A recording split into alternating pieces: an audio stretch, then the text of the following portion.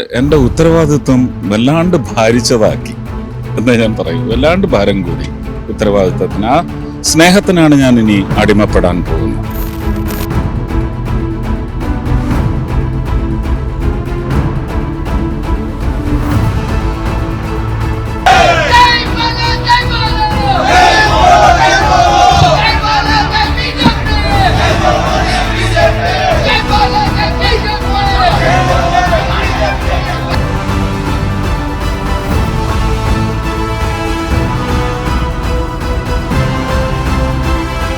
ഇന്നലെ തൃശ്ശൂരിലെ ജനങ്ങൾ പറഞ്ഞതിനപ്പുറം എനിക്കൊന്നും പറയാനില്ല.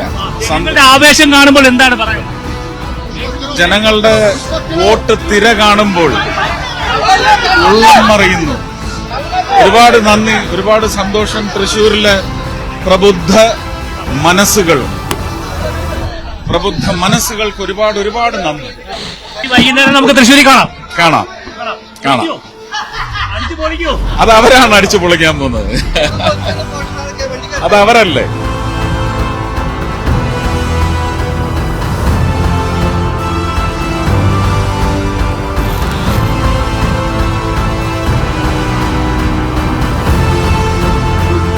നമസ്കാരം. നിയുക്ത തൃശ്ശൂർ MP സുരേഷ് ഗോപി മറുനാടൊപ്പം ചേരുകയാണ്. ചേട്ടാ, കേരള രാഷ്ട്രീയത്തിൽ ഒരു വലിയ ചരിത്രമല്ലേ ഇത്? ഈ വിജയം ചരിത്രമല്ല, വലിയൊരു തുടക്കമായിരിക്കണം. ജനങ്ങളുടെ ലഭ്യതകളിലേക്കുള്ള വലിയൊരു തുടക്കമായിരിക്കണമെന്ന് ഞാൻ സ്വപ്നം കാണുന്നു. അത് യാഥാർത്ഥ്യമാണ്. VS-ന് ശേഷം ഏറ്റവും കൂടുതൽ ജനങ്ങളുടെ പ്രശ്നങ്ങൾ ഇടപെട്ട ഒരാളാണ് താങ്കൾ. താങ്കൾക്ക് നൽകിയൊരു അംഗീകാരമാണോ ഇത്?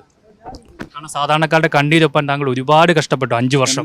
എൻ്റെ ഉത്തരവാദിത്വം വല്ലാണ്ട് ഭാരിച്ചതാക്കി എന്ന് ഞാൻ പറയും. വല്ലാണ്ട് ഭാരം കൂടി ഉത്തരവാദിത്വത്തിന്. ആ സ്നേഹത്തിനാണ് ഞാൻ ഇനി അടിമപ്പെടാൻ പോകുന്നത്. ഇതൊരു സ്നേഹ വായ്പാണ്. 7 മണ്ഡലങ്ങളിൽ 6 മണ്ഡലങ്ങളിൽ വൻ ഭൂരിപക്ഷമാണ് താങ്കൾക്ക് കിട്ടിയത്. അതും ഈ ഒല്ലൂര്, ഇരിങ്ങാലക്കുടയൊക്കെ ക്രൈസ്തവ വോട്ടുകളാണ്. അപ്പം മതങ്ങൾക്ക് അതീതം മനസ്സിലായി. അവർക്ക് എന്നെ മനസ്സിലായി. അവർ മതമേ കണ്ടില്ല. മതങ്ങൾക്ക് അതീതമൊന്നും ആയില്ല. അവരെൻ്റെ മതം കണ്ടില്ല. അതാണെന്ന് കേരളത്തിൻ്റെ ഒരു വലിയ ദുരിതം. അവരെ തെറ്റിദ്ധരിപ്പിക്കാൻ ശ്രമിച്ചു പലരും. എന്തൊക്കെ പറഞ്ഞു. ആ സംഭവത്തിൻ്റെയൊക്കെ യഥാർത്ഥ കള്ളന്മാരെ ഇപ്പോൾ പൊക്കും. അന്നേരം നിങ്ങൾ പലരും ഞെട്ടാനിരിക്കുന്നേ ഉള്ളൂ. ജനങ്ങൾക്ക് നൽകാനുള്ള വാഗ്ദാനം ഉണ്ടാണ് സാർ. വാഗ്ദാനമൊന്നുമില്ല.